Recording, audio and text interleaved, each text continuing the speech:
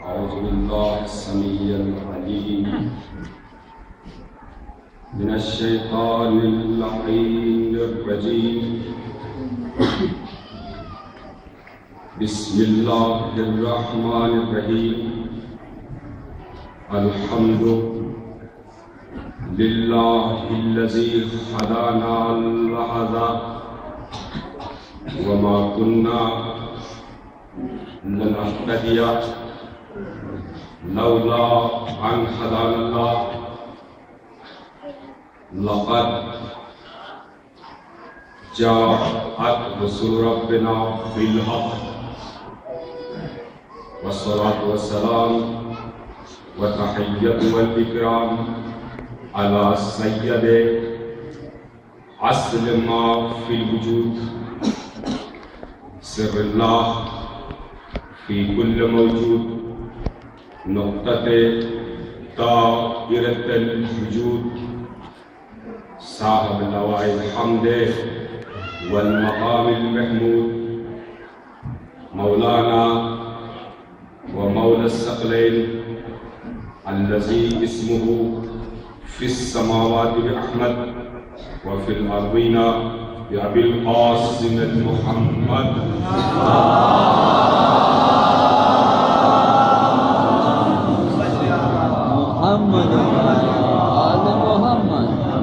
وعلى آله الطيبين الطاهرين المعصومين المظلومين الذين أذهب الله عنهم الرجس أهل البيت وطهرهم تطهيرا.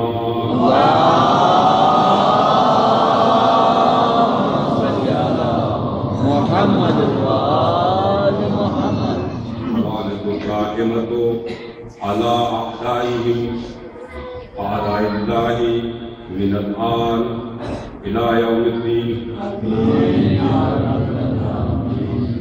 أما بعد فقد قال الله سبحانه تبارك وتعالى في محكم كتابه وهو أصدق القائلين وقوله الحق.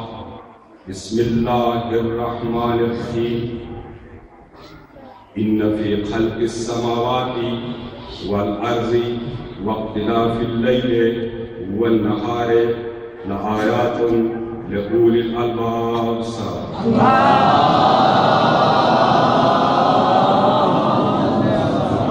محمد وآل محمد. معزز سامعین جناب قادر حاضرین مجلس، ضرورت علم اور ہمارا معاشرہ ہمارا عنوان ہے اس عشرہ محرم کے لیے، اور اس سلسلے کی یہ 8ویں مجلس ہے آج، جس سے اس اپنے خطاب کا شرف اور سعادت حاصل کر رہا ہے۔ یقیناً ہمارے اس معاشرے کے لیے علم و عرفان کی ضرورت ہے، اس معاشرے کے لیے معرفت کی ضرورت ہے، اس لیے کہ ہمارا یہ معاشرہ اس وقت جرائم کے زد میں ہے، ہمارا یہ معاشرہ اس وقت برائیوں کا شکار ہے، ہمارا معاشرہ اس وقت جہالت کا شکار ہے، اور چونکہ جرم دیکھیں، جرم صرف کسی کی گردن اڑانے کا نام نہیں ہے، جرم صرف ڈاکہ مارنے کا نام نہیں ہے، جرم صرف کسی کی حیا سے کھیلنے کا نام نہیں ہے، بلکہ جرائم اور بھی ہے، جرم کی اور بھی قسمیں ہیں، بہت سارے جرائم ہیں، اور اس وقت بہت توجہ چاہوں گا میں تمہید میں انشاءاللہ ایک نتیجہ کن فیصلہ آپ کی خدمت میں کر کے آپ کی ذہنوں کو میں انشاءاللہ ایک دور پڑھا محمد والا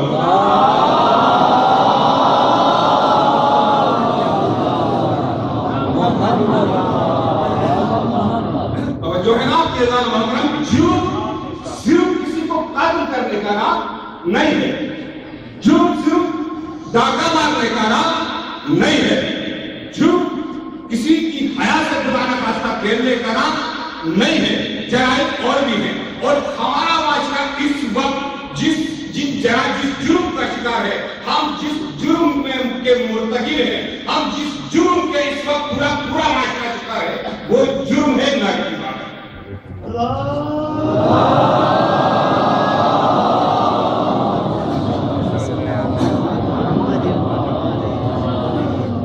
इस वक्त पूरा माशरा और माशरे से ताल्लुक रखने वाला हर फर्द इस जुर्म का मुर्तकिब है।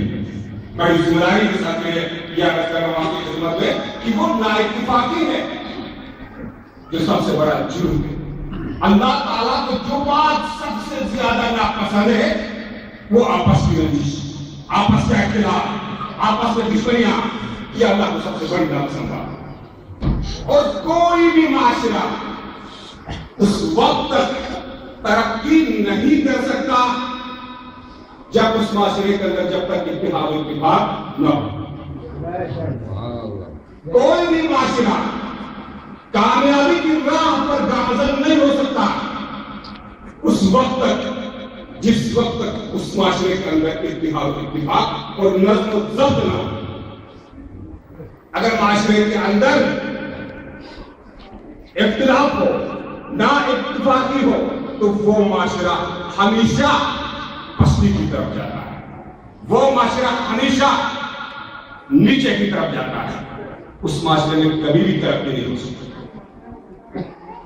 और हमारा हमने अर्ज किया कि पूरा माशरा इस वक्त तासुब का शिकार है। और अल्लामा इकबाल ने आज से 80 और 90 साल पहले इस नुक्ते को मद्देनजर रखते हुए बड़ा खूबसूरत शेर कहा था। और आज से 3 साल पहले 2011 की मजलिस में मैंने इसी मिंबर से इसी मंजिल पर यह शेर पढ़ा था। मुझे वो शेर दोबारा याद आ गया अपनी खिदमत में कि आपस के इख्तिलाफ, आपस की रंजिशें, आपस की अदावतें, ये एक किस्म की जंग खैबर है। अल्लामा इकबाल ने कहा है कि ये कोई मामूली चीज नहीं है, कि ये जंग खैबर है, बट के खैबर से है ये मारिके दीन वतन। कोई इस दौर में हैदर कर्रार भी हो।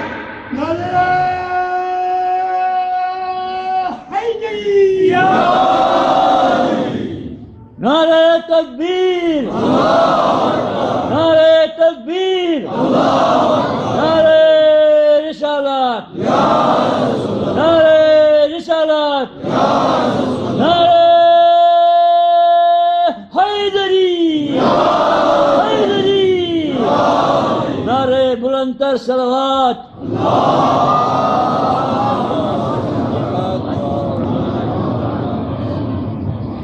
जो है आपकी अज़ीज़ान मुहतरम इस मुद्दे पर बढ़ के मुफक्किर इस्लाम का जुमला है, बढ़ के खैबर से है ये मारिका दीन वतन। कोई इस दौर में हैदर कर्रार भी है। इकबाल ने तो यहां दीन का नाम लिया है, और चूंकि हमारा मसला दीन का नहीं है, हमारा इख्तिलाफ दीन पर नहीं है, हमारा झगड़ा दीन पर नहीं है, अब अल्हम्दुलिल्लाह हम एक ही दीन के मानने वाले, एक ही कुरान के मानने वाले, एक ही मज़हब पर चलने वाले हैं। हमारा मसला दीन का नहीं है। इकबाल ने दीन का नाम लिया है, लेकिन मैं यहाँ पर अल्लामा इकबाल की रूह से माजरत करते हुए मैं दीन के बदले में वतन का नाम लूंगा कि बढ़ के खैबर से है ये मालिक है, कौम का मैं नाम लूंगा। दीन तो एक है, हमारा झगड़ा कौमियत पर है, हमारा झगड़ा इंसानियत पर है, हमारा झगड़ा नस्ल पर है, हमारा झगड़ा अज़ीज़ान मोहतरम दूसरे चीजों पर है। लिहाजा मैं दीन का नाम ले लूंगा। बढ़ के खैबर से है ये मालिक है, कौम वतन। कोई इस दौर में हैदर कर्रार भी हो, यानी जंग खैबर है जो हमारे सामने इस वक्त निशान की शक्ल में, कौमियत की शक्ल में। और इस जंग खैबर को फतह करने के लिए किसी हैदर कर्रार की जरूरत है। जब तक हमारे माशरे में कोई वक्त हैदर कर्रार आकर खड़ा नहीं होगा, ये मालिका ये जंग कभी फतह नहीं हो।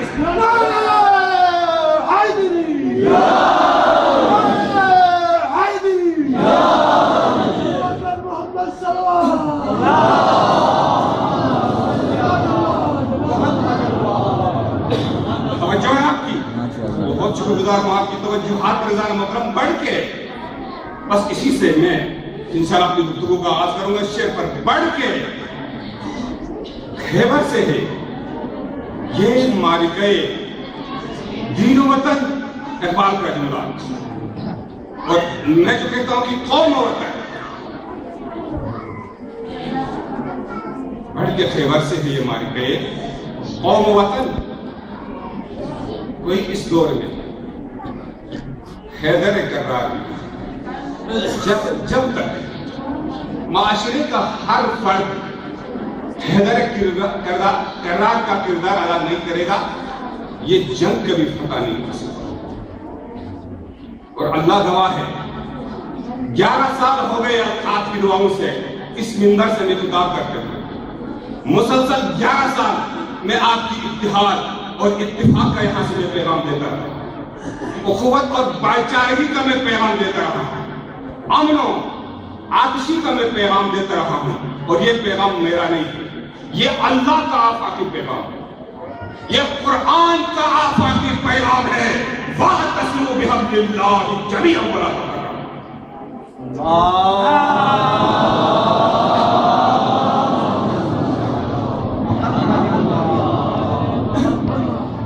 یہ تو اللہ کا آفاقی پیغام ہے. وَاعْتَصِمُوا بِحَبْلِ اللَّهِ جَمِيعًا وَلَا تَفَرَّقُوا. آپ سارے کے سارے متحد ہو جاؤ ایک مرکز پر. وَلَا تَفَرَّقُوا وَاعْتَصِمُوا بِحَبْلِ اللَّهِ. اور اللہ کی اس رسی کو مضبوطی سے تھامے رہو. اللہ کی اس رسی کو. میں خواتین سے ماؤں بہنوں سے گزارش کروں گا کہ وہ ذرا اپنی آوازیں کم کر دیں. ایک درود پڑھ لیں محمد والا.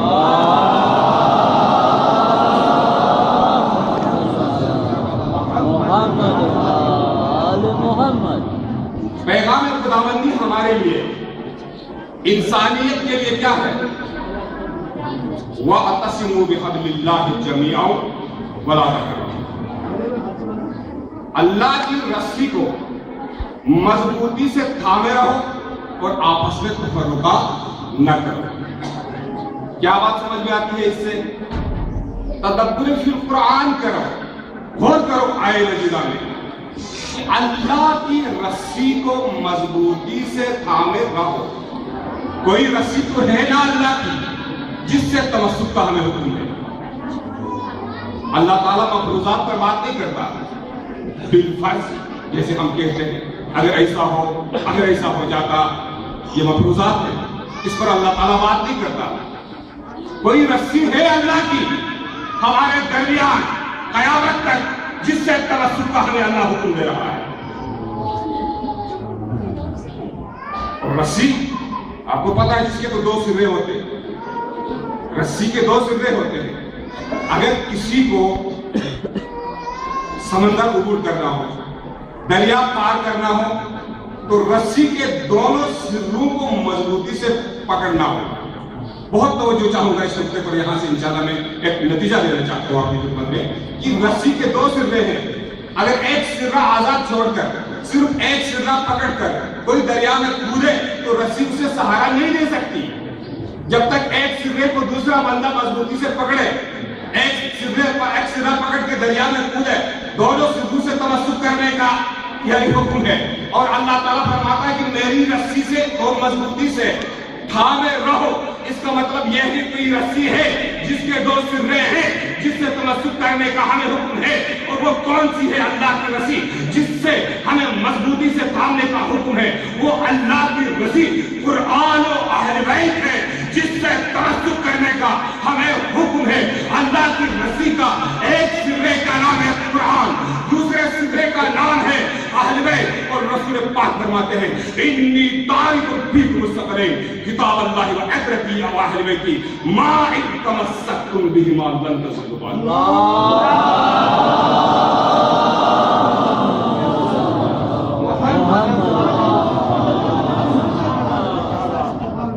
قرآن کی اللہ کی رسی کا ایک سرے کا نام ہے قرآن, دوسرے سرے کا نام ہے اہل بیت.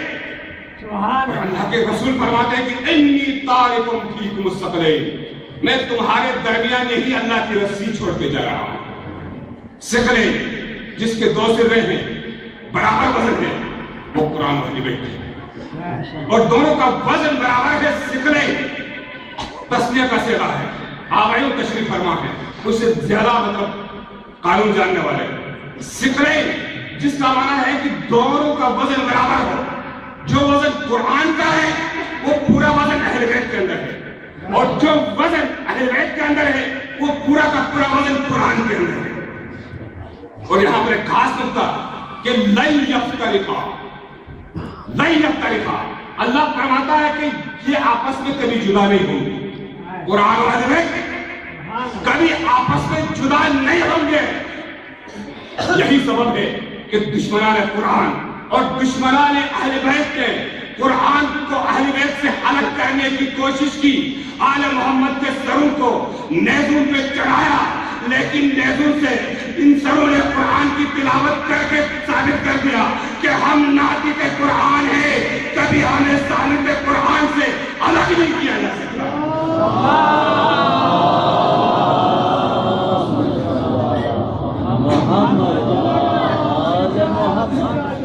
ایک درود پڑھ لے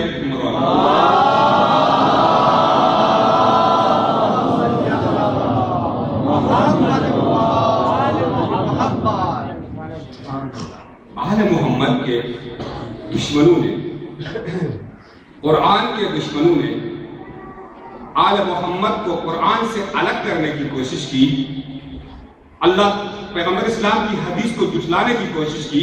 لن یفترقا، پیغمبر نے کہہ دیا کہ یہ آپس میں جدا نہیں ہوں گے۔ اب یہ کیسے مطلب پیغمبر اسلام کی بات سچ ہو سکتی ہے؟ جن کو شروع سے دشمنیاں کی نا محمد و آل محمد سے، انہوں نے قرآن کو اہل بیت سے الگ کرنے کی کوشش کی، بہت کوشش کی، پورے خزانے لٹا دیے، پوری بادشاہی لٹا دی عزیزان محترم کہ قرآن کو اہل بیت سے الگ کرنے کی، اور آل محمد کے سروں کو نیزوں پہ چڑھایا، لیکن نیزوں پر قرآن کی تلاوت کر کے ثابت کر دیا کہ ہم وارث قرآن ہیں، کبھی قرآن سے ہمیں الگ نہیں کیا جا سکتا۔ ہم ناطق قرآن ہیں، کبھی صانع قرآن سے ہم الگ نہیں ہو سکتے۔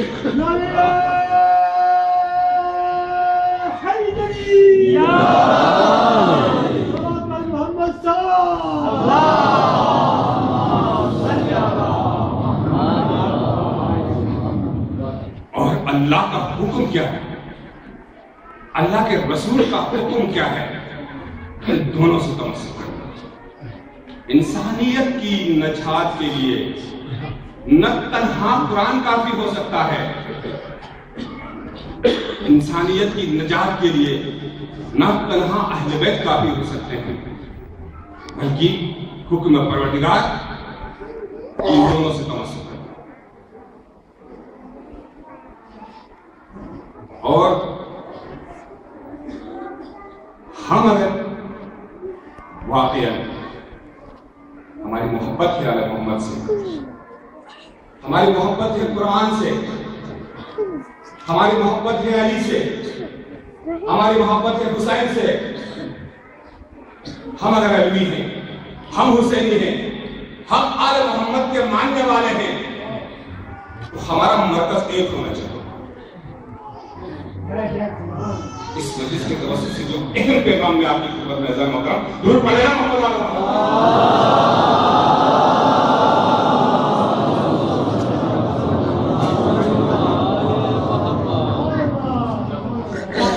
اگر ہم واقعی ہم شیعہ ہیں، اہل بیت سے ہماری وابستگی ہے، علی سے ہماری وابستگی ہے، حسین سے ہماری وابستگی ہے، حسین کے ہم عزادار ہیں، حسین کا ہم ذکر کرنے والے ہیں، حسین کے ہم شیعہ ہیں، آل محمد کے ہم شیعہ ہیں، تو ہمارا مرکز ایک ہونا چاہیے، ہمارا مقصد ایک ہونا چاہیے، ہماری نیت ایک ہونی چاہیے، ہمارا ارادہ ایک ہونا چاہیے، ہمارا راستہ ایک ہونا چاہیے، ہماری منزل ایک ہونی چاہیے، ہمارا راستہ ایک ہونا چاہیے، ہماری منزل ایک ہونی چاہیے۔ ان تمام باتوں سے ہٹ کے، ان تمام باتوں سے ہٹ کے ہمارا جو رشتہ ہے آل محمد سے، آل محمد کی محبت کی زنجیر اگر واقعی ہمارے گردنوں پہ جڑی ہوئی ہے تو ہمارا ارادہ ایک ہو، ہمارا راستہ ایک ہو، ہماری منزل ایک ہو۔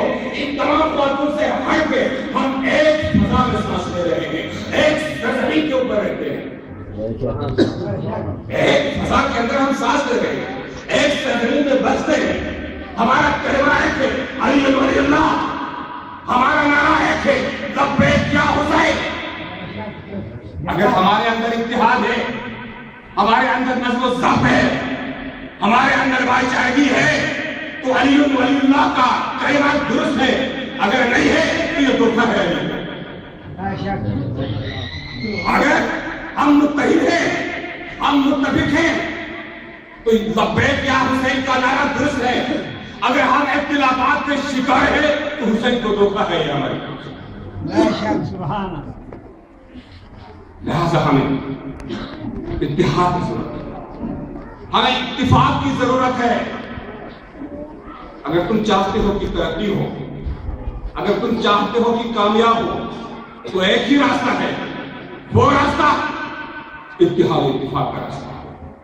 اور اتحاد و اتفاق اس وقت تک ممکن نہیں ہے جب تک کہ ہمارے معاشرے کے اندر علم و عرفان رائج نہ ہو، معرفت جب تک ہمیں نہ ہو، علم جو ہمارا عنوان کلام ہے، ضرورت ہے علم اور ہمارا معاشرہ۔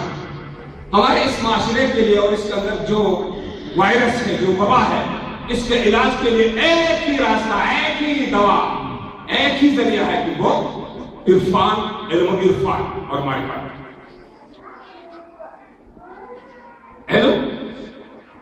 علم کہتے کسے ہیں؟ علم کسی خاص شعبے کا نام نہیں ہے، ایک شعبے کا نام نہیں ہے کہ فرض کرے کہ اگر جس کو صرف قرآن کا علم ہے تو وہ عالم ہے، باقی سارے لوگ جاہل ہیں، یا جو علم سائنس کا ماہر ہے تو وہ عالم ہے، باقی سارے جاہل ہیں، جو علم طب کا عالم ہے، مشروع ماہر ہے تو وہ عالم ہے، باقی سارے جاہل ہیں، جو علم فزکس کا ماہر ہے تو وہ عالم ہے، باقی سارے جاہل ہیں، جو بیولوجی کا ماہر ہے تو وہ عالم ہے، باقی سارے جاہل ہیں۔ ایسا نہیں ہے، علم کسی ایک شعبے کا نام نہیں ہے، علم اسے کہتے ہیں کہ کائنات کا ہر وہ علم کہ جو بندے کو اللہ کا قریب کر دے، اسے علم کہتے ہیں۔ کائنات کا وہ علم جس سے اللہ کی معرفت حاصل ہو، یہ نہیں کہ اللہ سے دوری ہو، وہ علم حاصل کر کے، وہ علم پڑھ کے بندہ اللہ سے دور ہو جائے تو اسے علم معرفت نہیں کہتے، اسے علم و عرفان نہیں کہتے، اسے شعور و آگہی نہیں کہتے۔ ہر وہ علم جس سے انسان اللہ کی معرفت حاصل کرے۔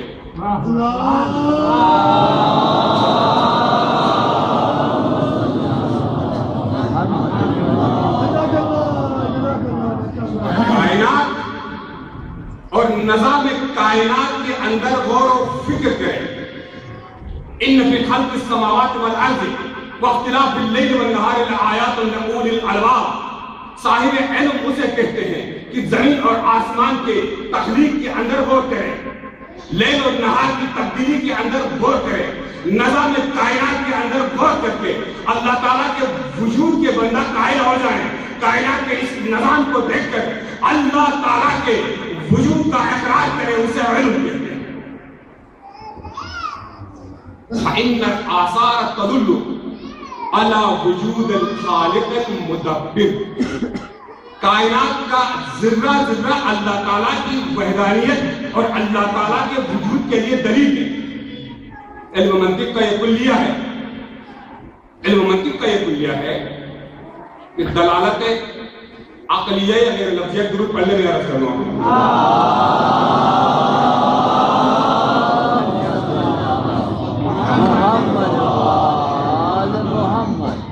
تھوڑی سی آپ کی بیداری اور آپ کی میں توجہ چاہوں گا، بس یہاں سے میں اپنی گفتگو کو اس نقطے کے اوپر اختتام کر لوں اور آپ کے لیے مسائل کی چند ایک دو جملے پڑھوں۔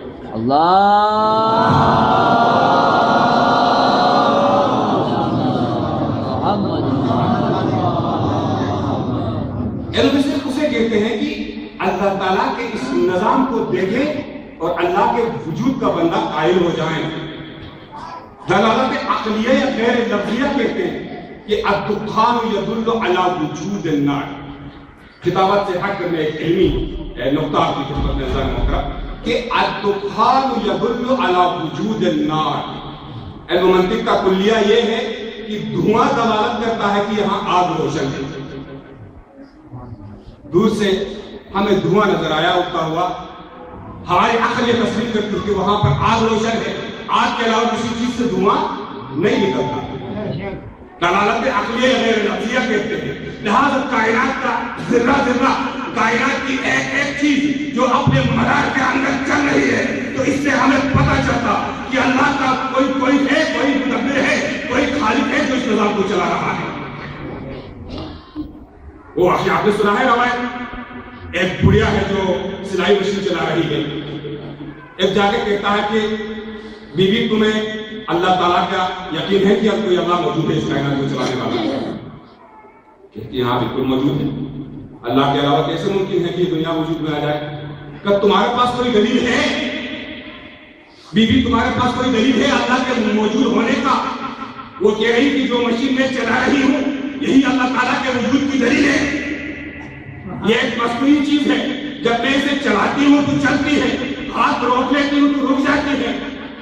ایک چھوٹی سی مشین، ایک مصنوعی مشین بغیر چلانے والے کے نہیں چل سکتی، تو اتنی بڑی کائنات اور نظام کائنات بغیر خالق کے کیسے وجود میں آ سکتے ہیں؟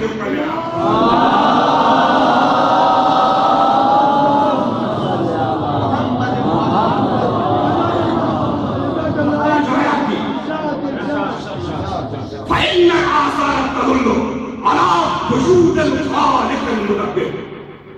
کائنات کا ذرہ ذرہ اللہ تعالیٰ کی وحدانیت اور اللہ تعالیٰ کی ربوبیت کے لیے دلیل ہے.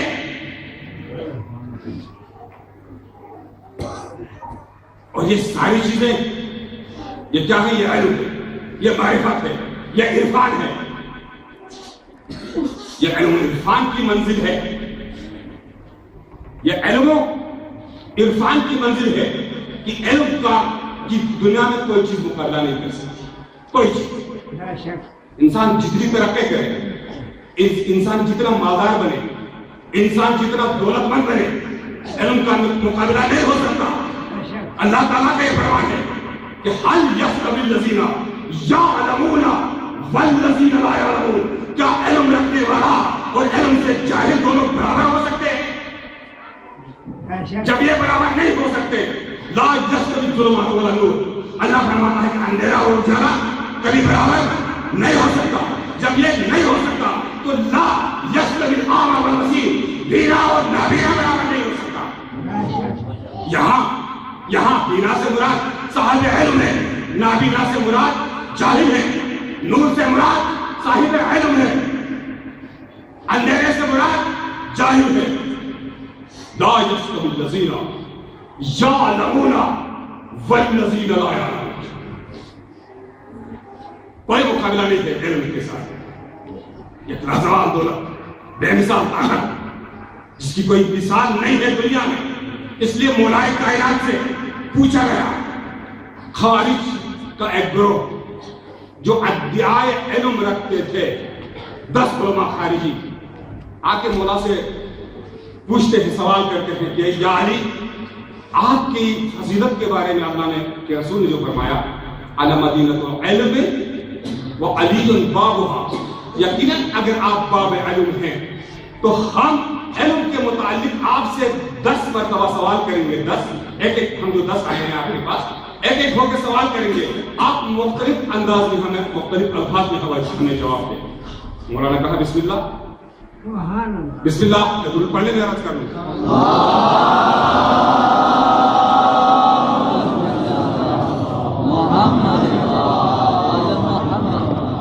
اب سوالات کا سلسلہ شروع ہو گیا. پہلا شخص جو ان کا عالم تھا اس نے پوچھا، یا علی، پوری توجہ کے ساتھ ذہن میں بس یہاں سے میں آپ کو نتیجہ لے کے ان کو اختتام کر لوں. کہا یا علی، علم افضل ہے کہ مال؟ علی نے کہا علم افضل ہے مال سے. اس کی کوئی وجہ؟ دلیل؟ اس کی دلیل یہ ہے کہ صاحب علم کے دشمن زیادہ ہو، صاحب مال کے دشمن زیادہ ہوتے ہیں، صاحب علم کے دوست زیادہ ہوتے ہیں. دوسرے نے کہا علم افضل ہے کہ مال؟ یہی سوال کیا. کہا علم افضل ہے مال سے، اس لیے کہ مال خرچ کرنے سے کم ہوتا ہے، علم خرچ کرنے سے زیادہ ہوتا ہے. تیسرے نے سوال کیا تیسرے نے یہی سوال کیا، کہا علم افضل ہے مال سے، اس لیے کہ مال قارون اور نمرود کی میراث ہے، علم انبیاء کا میراث ہے۔ چوتھے نے سوال کیا،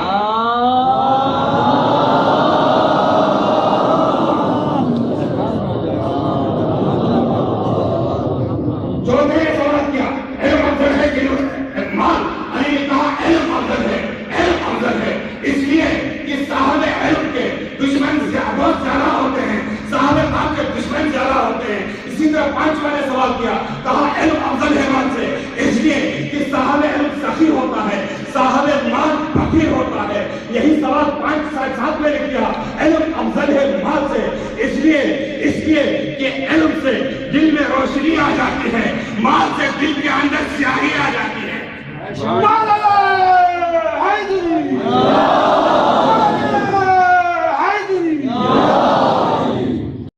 حیران ہو گئے، تم تو صرف 10 کے نام مجھ سے سوال کرنے والے، اگر صبح محشر تک علی سے یہی ایک سوال دہرایا جائے تو قیامت کی صبح تک میں وہ علی ہوں کہ جو مختلف الفاظ میں قیامت کی صبح تک میں جواب دیتا ہوں۔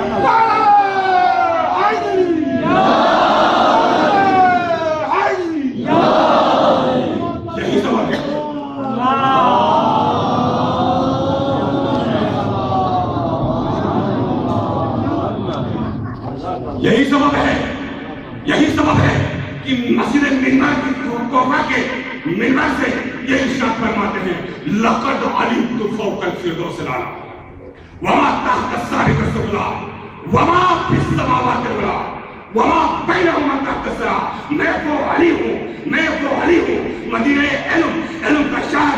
یہ ایسی کسی کا دعویٰ نہیں ہے یا کسی کا اعلان نہیں ہے، یا میں علی ایسی دعویٰ نہیں کر رہا ہوں۔ لقد علمت فوق الفردوس الاعلی، میں وہ علی ہوں کہ جو فردوس اعلیٰ کے اوپر کون سی مخلوق رہتی ہے اس مخلوق کو بھی میں جانتا ہوں۔ نعرہ تکبیر، نعرہ رسالت، نعرہ حیدری، حسینیت، یزیدیت، نعرہ بلندتر صلوات۔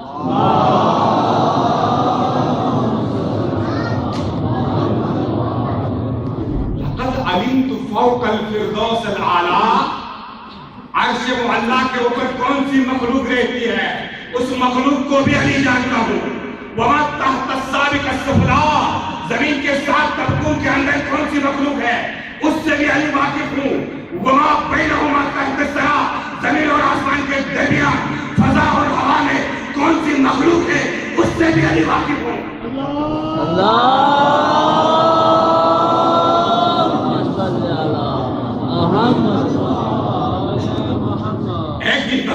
ایک آخری نقطہ میں آپ کی خدمت میں عرض کروں۔ ایک دن خلیفہ ثانی حضرت عمر فاروق رضی اللہ تعالیٰ عنہ، مسلمانوں کا جو خلیفہ، علی سے پوچھتے ہیں، یا علی، جب بھی کوئی آپ سے کوئی سوال کرتا تو بہت جلدی جواب دیتے، آپ سوچتے ہی نہیں، ذرا سوچ تو لیا کریں، ہو سکتا ہے کہ تمہارے جواب کے اندر آپ سے کوئی غلطی ہو۔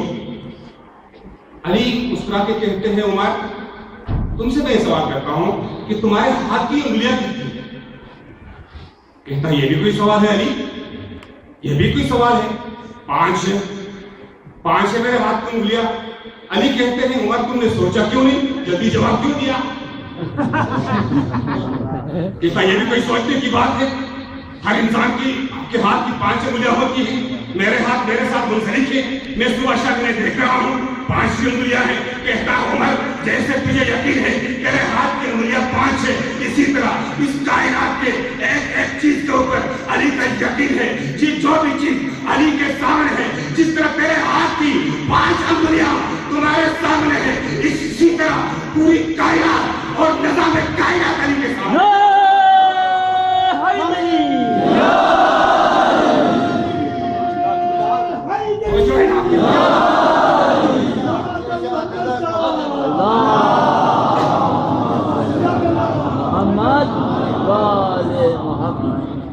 یہ ہے علی کی ذات،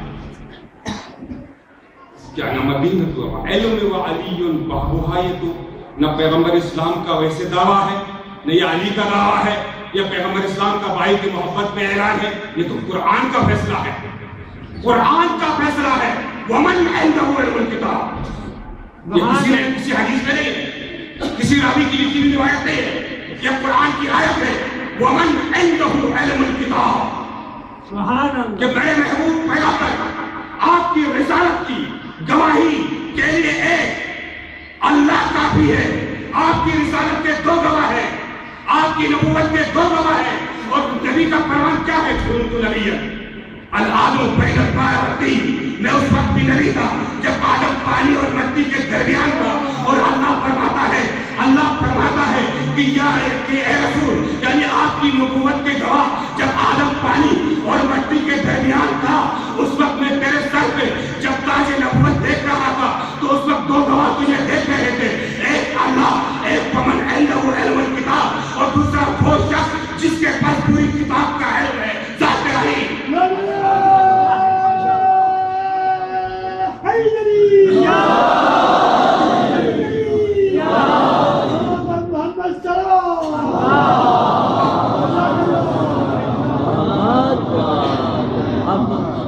آپ غور کر رہے ہیں اس نقطے کے اوپر، گواہ کسے کہتے ہیں؟ گواہ، میں اگر کسی چیز کی گواہی دیتا ہوں تو اس چیز کی گواہی دوں گا نا بھائی جس چیز کو میں نے اپنی آنکھوں سے دیکھا ہے۔ توجہ کریں، جس چیز کو میں نے اپنی آنکھوں سے دیکھا ہے اس چیز کی بھی گواہی دوں گا۔ اور اللہ کہتا ہے کہ تیری رسالت اور نبوت کے دو گواہ ہیں۔ جس وقت میں تجھے تاج نبوت پہنا رہا تھا اس وقت تجھے اللہ دیکھ رہا تھا اور علی دیکھ رہا تھا۔ ومن عنده علم الکتاب وَلْكَفَى بِاللَّهِ شَهِيدًا بَيْنِي وَبَيْنَكُمْ وَمَنْ عِندَهُ عِلْمُ الْكِتَابِ میرے محبوب، کہہ دے ان اعتراض کرنے والوں سے، تیری رسالت کی گواہ طلب کرنے والوں سے، تیری نبوت کی گواہی طلب کرنے والوں سے کہہ دے کہ میری نبوت کے لیے ایک اللہ کافی ہے، اور ایک وہ شخص جس کے پاس پوری کتاب کا علم ہے، پورے قرآن کا علم ہے۔ اور مولا کائنات سے بھی پوچھا گیا یا علی، اللہ نے قرآن میں آپ کی فضیلت کے اوپر پورے قرآن بھر دیا، قرآن کی ایک ایک آیت تیرے یعنی فضیلت کی اور کیا ہے کہ دلیل ہے، تمہیں سب سے پہلے کس صفت پر فخر ہے؟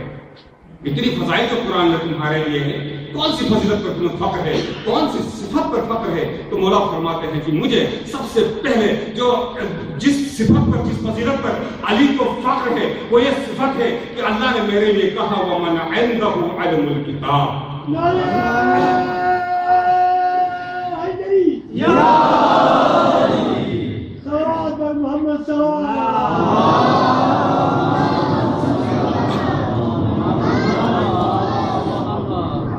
وہ علی، بس پیغام آپ کی خدمت میں، وہ علی جس کے پاس پوری کتاب کا علم ہو، پورے قرآن کا علم ہو، پورے نظام کامیاب کا علم ہو، پورے قرآن کے وہ عالم ہو، اور اس علی کے ماننے والے قرآن کے ایک حرف سے بھی واقف نہیں ہو، تو ہم کیسے شیعہ ہو سکتے ہیں؟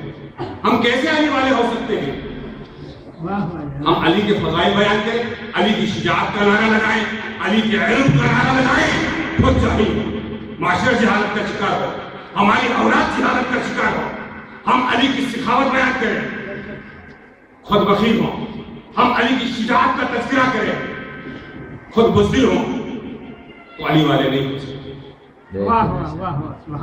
اگر ہماری وابستگی ہے علی سے، اگر ہماری وابستگی ہے قرآن سے، اگر ہماری وابستگی ہے آل محمد سے، اگر ہماری وابستگی ہے حسین سے، تو ہمارے معاشرے کے اندر کسی دور میں بھی جہالت نہیں ہونا چاہیے۔ ہم اپنے آپ کو علم سے منسوب کریں، اپنی اولاد کو علم سے منسوب کریں، یہی اللہ کا پیغام ہے، یہی رسول کا پیغام ہے، یہی علی کا پیغام ہے، اور یہی حسین بن علی کا پیغام ہے۔ یہ حسین کا پیغام ہے، حسین جو 28 صفر کو اتنا بڑا اقدام جو کیا، مدینے کو چھوڑا، کربلا میں قربانیاں دیں، تو یہ کس لیے؟ علم و معرفت کا سبق دینے کے، علم و معرفت کا سبق دینے کے لیے حسین 28 سفر کو مدینے سے رجب کو حسین مدینے سے چلے. ایک مختصر خاکہ آپ کی خدمت میں عرض کر کے بس میں اپنے منزل کی طرف آ جاؤں گا. ہمارے لیے علم و انسانیت کو علم و معرفت سکھانے کے لیے حسین چلے 28 رجب کو مدینے سے 3 شعبان کو مکہ پہنچے. 9 ذی الحجہ کو حج کو عمرے سے تبدیل کیا. مکے سے بھی حسین نے ہجرت کی. 2 محرم کو کربلا آئے. 4 محرم کو فرات سے خیمے ہٹائے گئے. 4 محرم کا دن آیا. عمر صاحب نے کہا حسین سے کہو جا کے نہر سے خیمے ہٹائیں.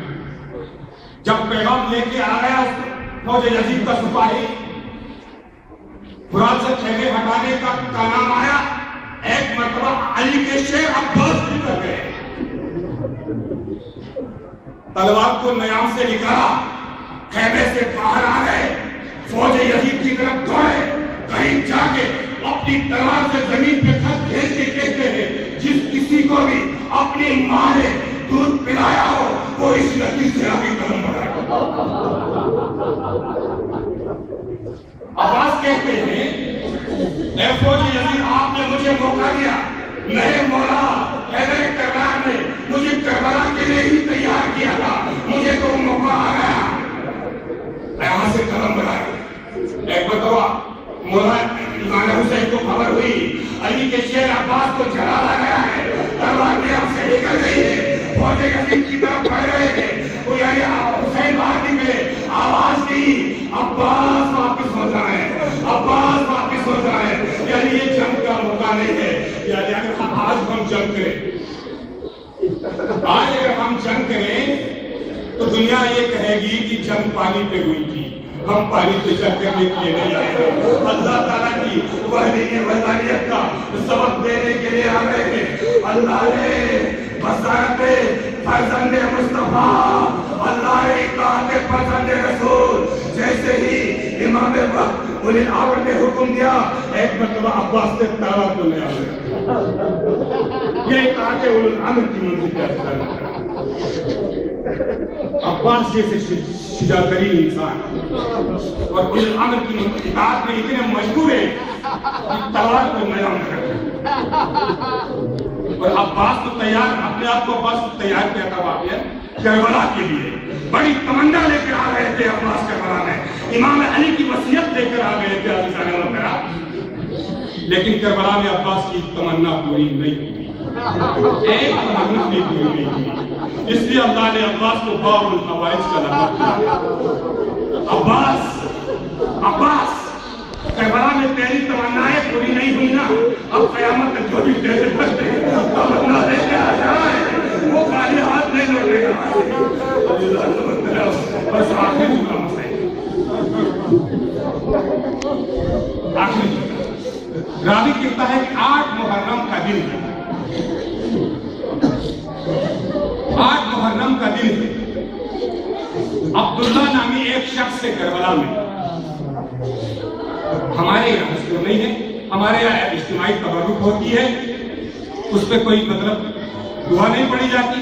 لیکن شہروں میں اور عراق کے اندر یہ رواج موجود ہے کہ ہر شہید کے لیے نظر کی جاتی ہے. اور اس کا طریقہ کار یہ ہوتا دسترخوان کے اوپر تبرک ہوتی ہے اور کوئی عالم دین کھڑے ہو کے ہاتھوں کو بلند کرتے ہیں. ہاتھوں کو اٹھا کے جیسے دعائے قنوت کے لیے ہاتھ اٹھاتے ہیں اسی طرح ہاتھ اٹھا کے نظر دیتے ہیں. پھر جا کے مومنین تبرک کھاتے ہیں. 8 محرم کا دن ہے. عبداللہ اپنے گھر میں مولا غازی کی نظر کا اہتمام کر رہے ہیں اور آ کے عباس کے روزے سے آ کے کہتے ہیں عباس آج میرے گھر میں تیری نظر ہے تیری حاضری ہے. میرے غازی مجھے یقین ہے میں بڑا مطلب آپ کی خدمت میں عقیدے کے ساتھ آیا ہوں. غازی آپ شہید ہیں آپ زندہ ہیں. آپ جب تک میرے گھر میں نہیں آئیں گے میرے مومنین کو نظر کھانے کی اجازت نہیں دوں گا. حاضری کھانے کی اجازت نہیں دوں گا. ایک مرتبہ کہتے ہیں غازی میں بڑی مراد لے کے آیا ہوں عقیدے کے ساتھ آیا ہوں. تجھے تیری سکینہ کا واسطہ میرے گھر میں تشریف لائیے. گھر میں آ کے کہتا ہے سوچا سے सो जा, घर को पाको पाकीज़ा रखना। बड़े जलाल वाला गाजी मैंने दावत की है मौला अब्बास को। घर को पाक किया गया, दस्तरखान को सजाया गया, जिसके ऊपर तबर्रुक रख दिया गया। मोमिनीन को बुलाया गया, मोमिनीन आ गए, मोमिनीन इंतजार कर रहे हैं। अभी अगर इजाजत दे अब्दुल्ला, इजाजत दे तो हम तबर्रुक का हम क्या तनावत करें, लेकिन अब्दुल्ला इजाजत नहीं दे रहे। दरवाजे पे जाके किसी के इंतजार में खड़े हैं। कहा अब्दुल्ला अब किस बात की इजाजत है? सारे मोमिनीन आ गए हैं, आप इजाजत दे तो हम तवज्जुह का तनावुल करें। कहते हैं रुक जाएं, अभी तो मुझे इंतजार है। अल्लाह मुहतरम एक मरतबा रावी कहता है दक्कुल भाग हुआ, दरवाजे को किसी ने खटखटाया। अब्दुल्ला ने जो दरवाजा खोला, एक बुजुर्ग सर पे अम्मा है, सियाह हवा है, तशरीफ फरमा है। अब्दुल्ला को यानी इतना एक मरतबा अब्दुल्ला ने कहा है, शायद नहीं, एक मरतबा वो बुजुर्ग कहता है अब्दुल्ला से, अब्दुल्ला मैंने सुना है कि तेरे घर में गाजी की नजर का इत्मीमाम है, यानी मैं भी सुन के आया हूँ। और वो समझ गया शायद कोई मोमिन है, कोई करबलाई है। कहा भाई बिस्मिल्लाह, मैंने गाजी की नजर का इत्मीमाम किया है। वो आके दस्तरखान पे बैठ गए। मोमिनीन ने कहा अब्दुल्ला ये कोई आलिम दीन हमें मालूम होता है, इनको इजाजत दे तो ये खड़े होकर दुआ पढ़ ले ताकि हम नजर का तनावुल करें। एक मरतबा अब्दुल्ला मजबूर होकर कहते हैं बिस्मिल्लाह, बुजुर्ग से को इजाजत मिली, खड़े हो गए, बिस्मिल्लाहिर्रहमानिर्रहीम से दुआ पढ़ना शुरू किया, सूरह आलम पढ़ना शुरू किया, वलद ज़ालिम तक खत्म किया। एक मरतबा अब्दुल्ला कहते हैं भाई आपने ये कैसे नजर दी, आपने हाथों को उठाया तो नहीं, आपने हाथों को उठाया नहीं। एक मरतबा गाजी कहते हैं अब्दुल्ला मुझे बुलाया भी, अरे पहचाना भी नहीं, अरे कैसे हाथों को बुलंद करो, मेरे हाथ बुराक के किनारे पे हुसैन के लिए मैंने हाथों को सदका किया, हाथों को सदका किया। एक मरतबा अब्दुल्ला पैरों पे गिर गए, गाजी मुझे माफ कर दे, मेरे गाजी मुझे माफ कर देना। बस अब्बास के हाथ कलम होने की मंजिल आ गई।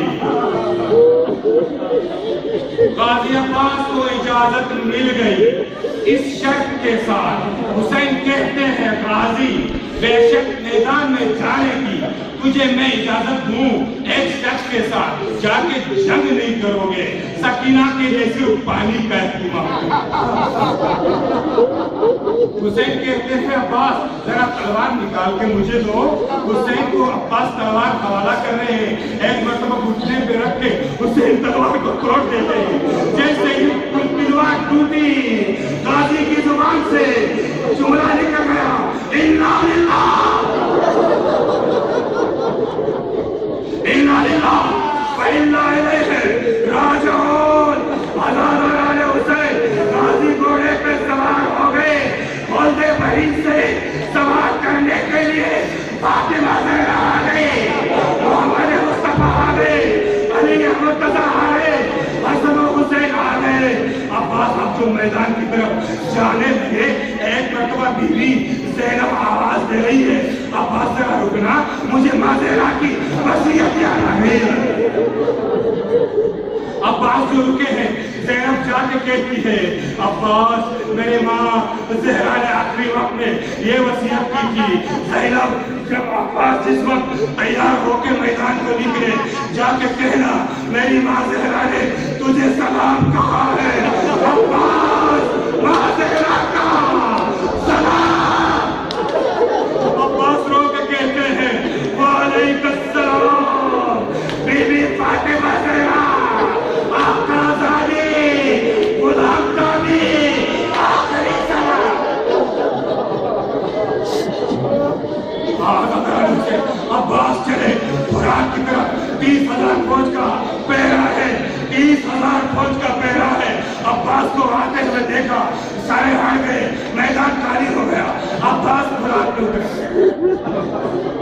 यहाँ तारीख का मुहर्रिख लिखता है कि एक मरतबा अब्बास ने पानी पीने के लिए हाथों में पानी उठाया। पानी में जो देखा, बच्चों के हसरतों की तस्वीर नजर आए, पानी हाथ से गिरा दिया। मैं कहता हूँ तारीख के मुहर्रिख یہ کیسے ہو سکتا؟ حسین کے بچے پیاس سے تڑپ جائے اور عباس پانی پی لے۔ عباس نے پانی پینے کے لیے نہیں ادا ہو، یعنی ہاتھوں کو مشق سکینہ بڑھتے ہوئے ہاتھ جو گیلے ہو گئے، مشق سکینہ بڑھتے ہوئے عباس کی جو ہاتھ گیلے ہو گئے تھے، عباس کے دامن سے ہاتھوں کو خشک کرتے ہوئے عباس کہتے ہیں عباس اچھی طرح ہاتھوں کو خشک کر لینا، کہیں سکینہ تیرے ہاتھوں کی تری نہ دیکھے، سکینہ سمجھے گی میرے چچا پانی پی کے آ گئے ہیں۔ اللہ سے مشق سکینہ کو بڑا فرات سے عباس نکل گئے، تیار حسینی کی طرف آ گئے۔ عباس سے ایک مرتبہ مولا نے غلام سے کہا، غلام مجھے آرام دیکھ کے بتانا میرے غازی کہاں تک آ گئے ہیں۔ ایک مرتبہ اللہ حسین جب تیزی کی طرف آ رہے تھے، ایک مرتبہ کسی ظالم نے آزادارو ایسا ایسی جسارت کی، عباس کا دائیں ہاتھ، عباس کا دائیں ہاتھ، عباس کا دائیں ہاتھ، ایک مرتبہ عباس نے عرم کو دائیں ہاتھ میں پکڑا، غلام نے آواز دیا عباس کا عرم دائیں سے بائیں کی طرف تبدیل ہو گیا۔ جب دوسرا ہاتھ طلب ہو گیا، علم کو سینے سے سنبھالا، مشق سکینہ کو دھانتوں سے پکڑا، غلام کہتے ہیں آقا، یعنی علم ناپائے سے سامنے کی طرف آ گیا۔ عباس کی زبان پر ایک ہی دعا ہے، عباس کی زبان پر ایک ہی دعا ہے، پروردگار یہ سکینہ تک یہ پانی کسی طریقے سے پہنچ جائے۔ اور مولا نے تیر کھینچا، تیر مشق سکینہ پہ لگا، پانی زمین پہ بہ گیا۔ ایک مرتبہ عباس نے کہا اب گھوڑے مجھے اب خوراک کی طرف واپس کر دے۔ ایک مرتبہ مولا کے کانوں میں آواز برآمد کرے، مولا